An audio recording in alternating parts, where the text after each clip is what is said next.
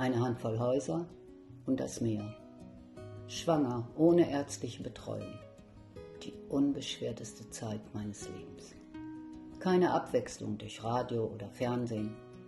Nicht mal ein Garten, der bewässert werden musste. Nur ich selbst. Bei Ebbe lief ich über den Schlick und suchte nach Muscheln.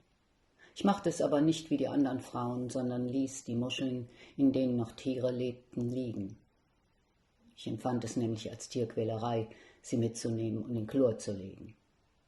Kauris und viele andere bunte Muschelarten zierten bald überall die Wohnung.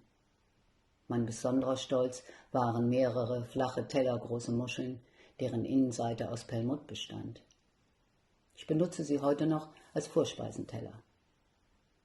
Frank, der oft nach Tabuk fuhr, hatte inzwischen Schnorchel, Taucherbrille und Flossen besorgt. Und so schwamm ich täglich an der steil absteigenden Stelle im Meer an den Korallenbänken entlang und konnte mich an der Unterwasserwelt nicht satt sehen. Ich fühlte mich wie in einem Aquarium mit Zierfischen. Ein Paradies. Schwärme von Fischen in wunderschönen Farben, Gold und Silber gesprenkelt, schwammen ganz dicht an mir vorbei. Kleine Tintenfische zum Greifen nah ließen sich nicht stören, wenn ich lautlos heranglitt. Ich war geborgen in einer unendlichen Wanne warmen Wassers. Allein mit meinem Kind in einer türkisblauen Welt. Es war wie eine Sucht. Die Stille unter Wasser, das Gleiten. Ich konnte nicht damit aufhören. Wenn Frank dabei war, rief er oft: Komm endlich aus dem Wasser heraus. Aber ich hörte nicht auf ihn, denn ich wusste, dass meine Zeit, jeden Tag im Meer zu tauchen, nicht für die Ewigkeit war. Die erste Baustelle, das erste Camp war nur noch Erinnerung.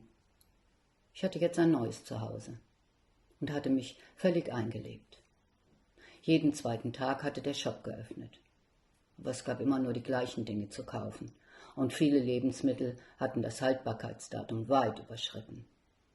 Die Eier musste ich immer erst in Wasser legen, um festzustellen, ob man sie überhaupt noch essen konnte.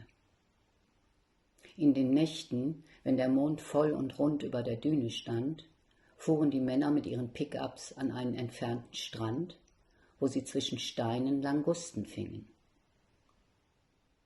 Mit Wagenladungen voll mit Schalentieren kamen sie später zurück. Wir legten die Langusten auf den Grill vor unserem Haus. Mit einer Gabel, der Mixer funktionierte gar nicht, verrührte ich Öl und Eigelb. Als die Mayonnaise fertig war, verfeinerte ich sie mit Knoblauch und Zitronensaft. Dazu gab es selbstgebackenes Brot und Salat.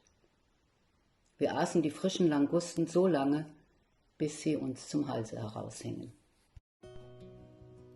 Ich bin wirklich so stolz auf euch, meine lieben Follower. In so kurzer Zeit hat der Kanal schon knapp 500 Stammhörer.